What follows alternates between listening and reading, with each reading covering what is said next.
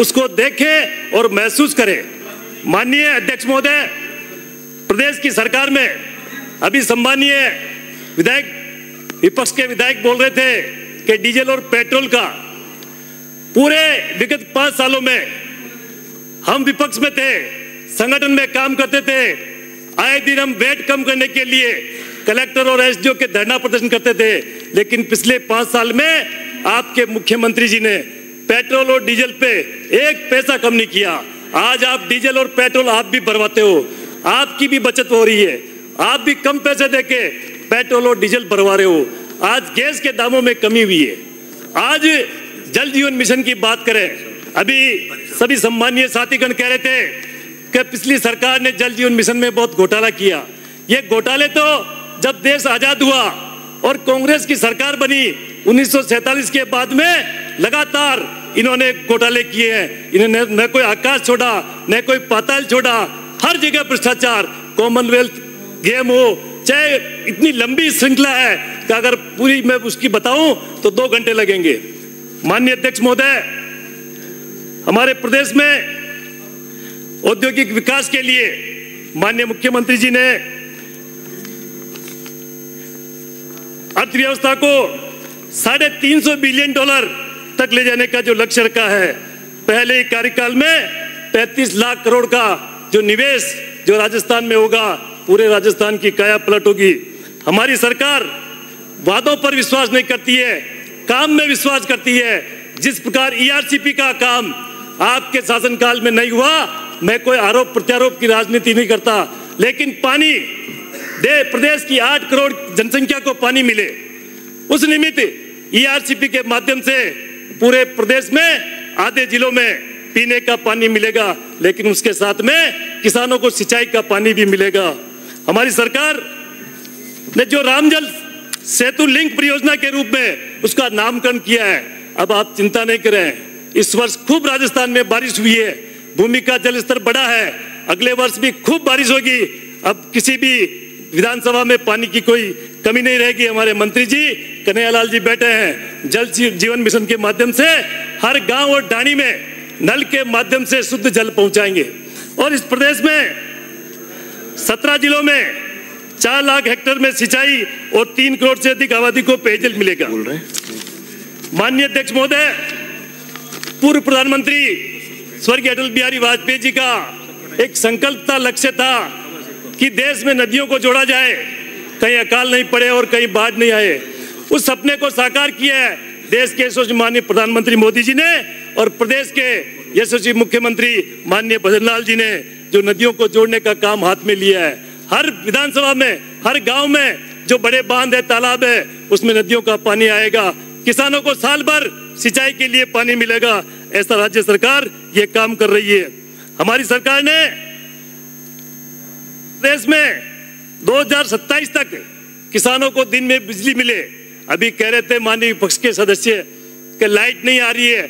जिस प्रकार रामविलास जी ने कभी कहा कि विधानसभा में पूरे 6 घंटे दिन में बिजली मिल रही है, मेरे मसूदा विधानसभा में भी प्रत्येक गांव और ढाणी में जाके आप पूछ लो, किसानों को 6 घंटे लगातार बिजली मिल रही है। आपकी सरकार के समय में किसानों को रात को बिजली मिलती थी। अभी फसल की सिंचाई की सर्दी के समय में किसान बेचारे रात को सर्दी में ठिठुरते हुए और अपनी खेतों की सिंचाई करते थे, वो दिन भूल गए आप।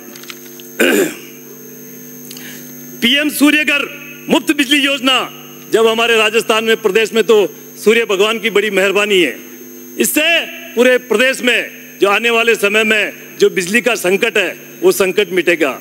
पूर्ववर्ती सरकार, जब प्रदेश में कांग्रेस की सरकार थी, आपके छत्तीसगढ़ में भी कांग्रेस की सरकार थी, कोयले का संकट था जब आपकी वहां सरकार थी कांग्रेस की, लेकिन आपको कोयला की खदानें, जब केंद्रीय मंत्री ने कोयले की खदानें आवंटन की, लेकिन फिर भी आपको, आपकी कांग्रेस की सरकार थी, लेकिन उस समय भी आपको कोयला नहीं मिल रहा था। आज कोयला प्रचुर मात्रा में मिल रहा है। पूरे प्रदेश में कहीं बिजली की कोई समस्या नहीं है। हमारी सरकार ने, माननीय मुख्यमंत्री जी ने राजस्थान में 1 वर्ष में 5 नए मेडिकल कॉलेज खोले हैं। हर राजस्थान के 8 करोड़ की जनता को उनके चिकित्सा की चिंता की है। उनको चिकित्सा के अभाव में किसी को तकलीफ नहीं हो, ये काम किया है। हमारी सरकार ने उचित दर पर दवाइयाँ उपलब्ध हो, उसके लिए प्रधानमंत्री जन औषधि केंद्र 236 नए औषधि केंद्र खुले हैं, जिसमें आम आदमी को, गरीब आदमी को सस्ती दर पे उनको दवाई मिल सके। माननीय अध्यक्ष महोदय, गौवंश की बात करते हैं। गौशालाओं में 10% जो अनुदान बढ़ाया है, जिससे गौशालाओं की हालत सुधरी है। आज सभी गौशालाओं में जितने भी गौ माता गौशाला में है, उनको पर्याप्त मात्रा में उनको चारा पानी सारी व्यवस्थाएं हो रही है। और सबसे बड़ी बात तो माननीय मुख्यमंत्री जी ने जो किसानों की चिंता की, पशुपालकों की जो चिंता की है, अभी कह रहे थे कि गाँव में हमारे माननीय पशुपालन मंत्री जी से कह रहे थे कि हमारे गाँव में वेटनरी में डॉक्टर नहीं है, कंपाउंडर नहीं है। हमारे मुख्यमंत्री जी ने और माननीय मंत्री जी ने पशुपालकों के लिए जो राजस्थान में एक नई जो मोबाइल वैन के माध्यम से, जिसके 1962 नंबर है, 1962 नंबर पे हम कॉल करते हैं तो गाड़ी, वो मोबाइल वैन डॉक्टर और कंपाउंडर सहित उस पशुपालक के घर पे आके और निःशुल्क उपचार करती है। ये व्यवस्था की है किसानों के लिए, पशुपालकों के लिए। हमारी सरकार में जहां अब पट्टे वितरण की बात कर रहे हैं, घुमंतु हो चाहे अर्ध घुमंतु हो, सभी जगह हर जिला हेडक्वार्टर पे सभी को ध्यान है, माननीय विधायकों को सभी को ध्यान है कि घुमंतु अर्ध घुमंतु हो, उनको जो पट्टे जारी किए हैं, सभी जो घुमंतु अर्ध घुमंतु जिनको पिछले 50 सालों से कोई मकानों का अपना जो अधिकार और पट्टा नहीं मिल रहा था, इस सरकार ने वो पट्टे उपलब्ध किए हैं।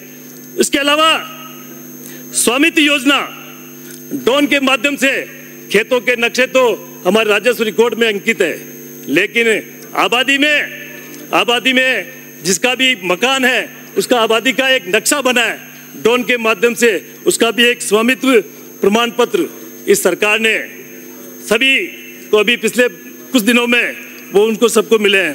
तो कहने का मतलब इस प्रदेश में एक साल में जितने काम हुए, महामहिम राज्यपाल ने जो कुछ साल भर में जो काम हुए, विकास के जो कामकाज हुए हैं, उनको ही उसका उल्लेख है, लेकिन फिर भी विकास दिखता नहीं है।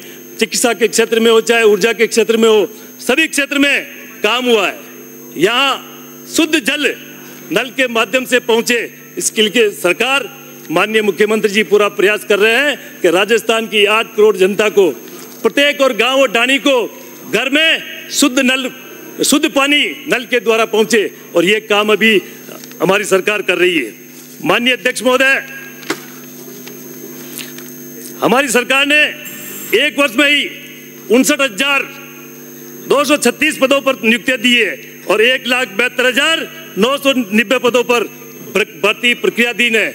माननीय अध्यक्ष सभापति महोदय, इस सरकार ने जो पिछले 50 सालों में जो काम नहीं हुए, उस एक साल में, एक वर्ष में काम करने का पूरा प्रयास किया है और काम हुए हैं। आने वाले 4 सालों में और भी विकास के बहुत कामकाज होंगे। बहुत बहुत धन्यवाद। जय हिंद, जय भारत। श्री विनोद कुमार।